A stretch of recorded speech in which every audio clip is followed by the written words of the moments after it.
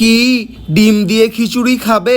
আহা, বৃষ্টির ওয়েদার, তার মধ্যে একটু যদি গরম গরম খিচুড়ি পাওয়া যায় তাহলে মন্দ কি বলো? তার সাথে যদি থাকে একটু ডিম ভাজা আর একটু বেগুন ভাজা, তাহলে তো জমে ক্ষীর। তো প্রথমেই 1 কাপ গোবিন্দভোগ চাল একটু জলের মধ্যে ভিজিয়ে ভালো করে ধুয়ে রেখে দেবো। এরপর খালি প্যানেই 1 কাপ মুগের ডাল নিয়ে হালকা করে ফ্রাই করে নেব। এরপর ডালটার মধ্যে 2 কাপ জল ঢেলে ডালটাকে একটু সেদ্ধ করতে দেবো। এবার ডালটা 50% সেদ্ধ হয়ে গেলে এর মধ্যে ধুয়ে রাখা চালটা দিয়ে দেবো। চাল আর ডালটাকে ভালো করে মিশিয়ে নিয়ে এর মধ্যে দিয়ে দেবো হলুদ গুঁড়ো, নুন আর একটু কাঁচা লঙ্কা। তাহলে চাল ডালটা ভালো করে সেদ্ধ হোক, ততক্ষণে আমরা খিচুড়ির জন্য একটা তড়কা বানিয়ে নিই। আরেকটা কথা তোমাদেরকে জানিয়ে দিই, খিচুড়ি কিন্তু আমাদের ন্যাশনাল ফুড। তো যাই হোক, এবার একটু সর্ষের তেলের মধ্যে দিয়ে দেবো তেজপাতা, গোটা শুকনো লঙ্কা, গোটা জিরে আর একটু আদা কুচি। তো সবকিছু ভালো করে ভেজে নিয়ে এই তড়কাটা দিয়ে দেবো খিচুড়ির ওপর, তাহলেই তো আসল গন্ধটা ছাড়বে। এবার ভালো করে মিশিয়ে নিয়ে ওপর দিয়ে হালকা ঘি ছড়িয়ে দেবো। ব্যাস, সবকিছু একসাথে ভালো করে মাখিয়ে নিলেই আমাদের গরম গরম খিচুড়ি রেডি। পুরো মাথা নষ্ট।